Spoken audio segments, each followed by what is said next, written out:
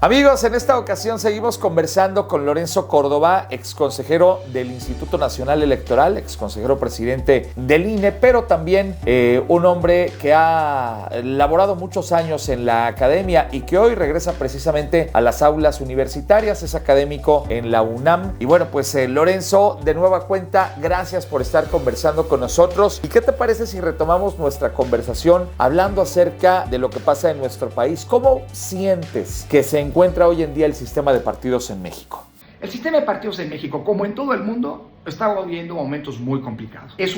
Porque adolece en general, y esto no es algunos partidos más, otros menos, pero en general todos están enfrentando este dilema. El sistema de partidos está viviendo una crisis de credibilidad. La ciudadanía confía poco en los partidos, los nota como instancias alejadas que no representan los intereses comunes, sino intereses particulares. Y esto está generando que la ciudadanía tienda a confiar poco en los partidos. Eso no es algo que nos convenga, porque la salud de la democracia depende de la salud del sistema de partidos, y un sistema de partidos débil, poco confiable, implica también problemas para el sistema democrático. Claro, los partidos se lo han ganado a pulso. Esa desconfianza no es gratuita, no se inventó de la nada. Se ha construido con malas decisiones, con un alejamiento de la militancia y, por supuesto, de la sociedad y de la ciudadanía en general. Así que el gran problema que hoy enfrentamos es cómo esa confianza se construye. No va a ser fácil. Construir confianza es probablemente uno de los procesos más delicados, pero es importantísimo, porque si no tenemos partidos en los que las y los ciudadanos podamos confiar, difícilmente estaremos involucrados en los procesos democráticos, como por ejemplo, en primera instancia, ir y votar por alguna de las candidaturas que se nos ofrecen. Creo que este es el principal problema que hoy enfrenta, uno de los principales problemas que enfrenta la democracia en México y en el mundo, y ahí tenemos mucha tarea que hacer, pero a nadie le conviene que esta crisis continúe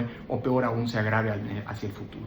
Bueno, ¿y cómo percibes que ha quedado el INE con los nuevos consejeros electorales? Bueno, el INE es una institución muy fuerte. El Plan B planteaba desmantelar la capacidad operativa del INE. Por ejemplo, la columna vertebral del INE son sus 2.571 funcionarios de carrera, el servicio profesional más robusto que tiene el Estado mexicano. El Plan B lo que planteaba era desaparecer el 85% de esas plazas, lo que habría significado, en pocas palabras, descuartizar al INE, cortarle los brazos, las piernas e impedirle, digámoslo así, desarrollar en el futuro su capacidad operativa, que es célebre. La cantidad de casillas que se instalan en una elección, que es prácticamente el 100%, habla de esa capacidad operativa. Así que, al no prosperar el Plan B, el INE está fuerte de cara a la elección del 24. Claro, no es lo único. El INE también es dirigido por un Consejo General, y en el Consejo General, integrado por 11 miembros, por 11 consejeras y consejeros, hay una parte, 4 de ellos, que fueron recientemente renovados, que fueron recientemente nombrados. Afortunadamente hay 7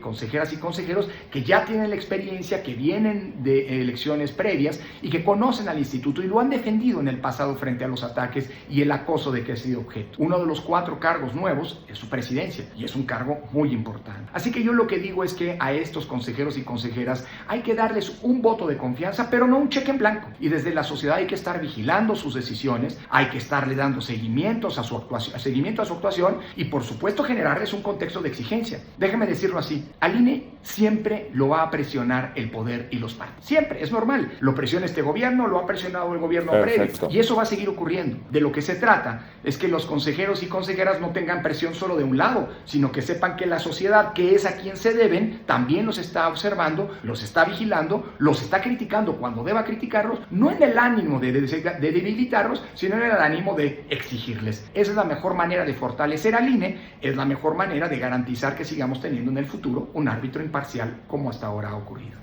Bueno, 2 elementos que han sido vapuleados, lo tengo que decir de esta forma, en las últimas semanas. Uno, el Tribunal Electoral del Poder Judicial de la Federación, el otro, la Suprema Corte de Justicia de la Nación. ¿Qué papel crees que juegan dentro de nuestra vida democrática? Los tribunales son fundamentales en las democracias, porque las democracias no es nada más que la ciudadanía vote por quién nos va a gobernar y nos va a representar, quién va a tomar las decisiones políticas. Una democracia hoy también requiere que esas decisiones se apeguen al marco constitucional, porque la Constitución es la que refleja y la que establece no solo la garantía de los derechos que tenemos y las libertades que tenemos las y los ciudadanos, y son libertades y derechos frente al poder, sino también garantiza que el poder no abuse en el ejercicio de las funciones públicas. Y para que eso prevalezca, se necesitan lo que se conocen como órganos de control. El Tribunal Electoral, por un lado, y la Suprema Corte de Justicia son órganos de control. Vigilan que el orden constitucional prevalezca. Para decirlo, como solía decirse desde la antigüedad clásica en la teoría política, que tengamos un gobierno de leyes y no un gobierno de hombres. Que prevalezca el dictado de la ley y no la voluntad de quien nos gobierna hoy, que puede ser distinta de quien nos gobierne mañana. ¿Quién es el garante? ¿Quiénes están encargados de hacer prevalecer lo que las leyes dicen frente a lo que los hombres, los gobernantes, quieren? Pues justamente la Suprema Corte de Justicia por un lado y el Tribunal Electoral, que se convierten en los árbitros últimos de la disputa por el poder político. Por eso a la Corte y al Tribunal Electoral, si queremos tener una democracia robusta, hay que defenderlos y hay que protegerlos frente a los ataques del poder, que por supuesto, por su propia naturaleza, se siente incómodo por la existencia de tribunales que le dicen hasta dónde pueden llegar sus funciones. Sin duda enfrentaste momentos muy complicados al encabezar el Instituto Nacional Electoral. ¿Cuáles fueron los momentos más difíciles de tu periodo como consejero presidente en el INE? Bueno, momentos difíciles hubo muchos. El INE, a lo largo de los 9 años en los que tuve el privilegio de presidirlo, enfrentó una serie de desafíos como el boicot de las elecciones que intentaron algunos grupos sociales en el 2015, o bien organizar la elección presidencial de 2018 en un contexto de muchísima polarización y críticas a la autoridad electoral, o bien organizar elecciones durante el periodo de pandemia. Hacer elecciones significa hacer exactamente todo lo contrario que recomiendan los protocolos sanitarios. Una casilla es exactamente lo contrario a la sana distancia, por ejemplo. Pero yo creo que el principal reto, el principal desafío, y que creo al final fue superado, fue tener que organizar elecciones en el tramo final de mi gestión bajo el acoso y la descalificación desde el poder, lo cual, por cierto, es una paradoja. Quien más se ha beneficiado de la existencia del INE y de las reglas que permiten la competencia equilibrada, que las elecciones sean auténticas, es decir, quienes hoy están en el poder producto del voto ciudadano emitido en elecciones auténticas, han sido los principales detractores y los principales descalificadores del trabajo del INE, los principales hostigadores, para decirlo sin medias tintas. Y tener que administrar la función de árbitro de las elecciones, sabiendo que hay una de las partes que te quiere colocar en el imaginario colectivo como la némesis del poder, la némesis de un partido, como quien trabaja para la oposición, fue muy complicado. Sobre todo porque la autoridad electoral no podía permitir que ese discurso se convirtiera en realidad. Así que nosotros tuvimos que, claro, confrontar al poder cuando el poder rebasaba los límites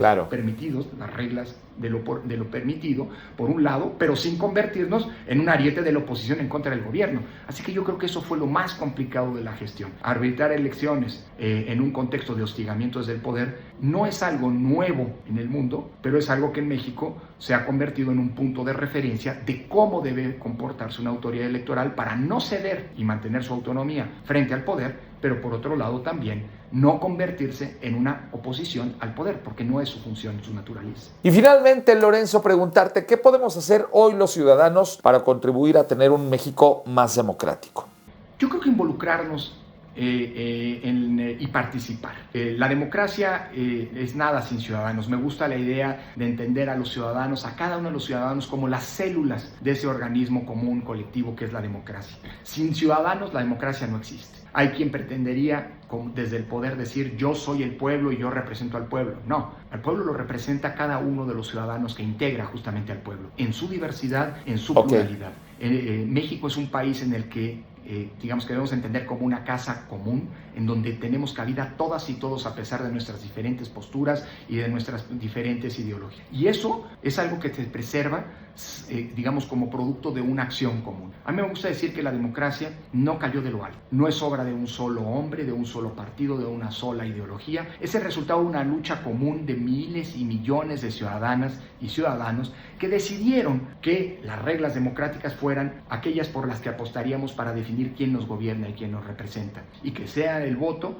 quien defina quién ocupa los espacios de poder y también, cuando no cumplen con su trabajo, quién se va del poder. Eso es una construcción colectiva. Y me gusta decir también que, así como la democracia surgió por ese trabajo de todas y todos los ciudadanos, su defensa también es una responsabilidad de todas y todos. Porque si somos indolentes, si tenemos miedo, si somos apáticos, vamos eventualmente a permitir que la democracia se nos vaya de las manos sin haber hecho nada para evitarlo. Y en ese sentido, en el futuro, nos acabaríamos convirtiendo en corresponsables de una eventual muerte o retroceso democrático. Y en ese sentido, a todas y todos nos toca defender esa construcción que es un patrimonio de todas y todos, nuestra democracia. Amigos, ¿qué les ha parecido esta conversación con Lorenzo Córdoba, el ex consejero presidente del Instituto Nacional Electoral y además ahora un académico que pues sigue impartiendo conocimiento en la Universidad Nacional Autónoma de México? Lorenzo, muchas gracias por estar con nosotros en esta ocasión. Amigos, esta ha sido una presentación especial de nuestros amigos de Smart Speakers, el buró de conferencistas más importante de América Latina, en una producción especial de RR Noticias. Si tú quieres contratar a los más grandes líderes del mundo empresarial, social y o político, contáctanos en www.smartspeakersweb.com. Smart Speakers, el buró de conferencistas más importante de Latinoamérica. Recuerda, www.smartspeakersweb.com.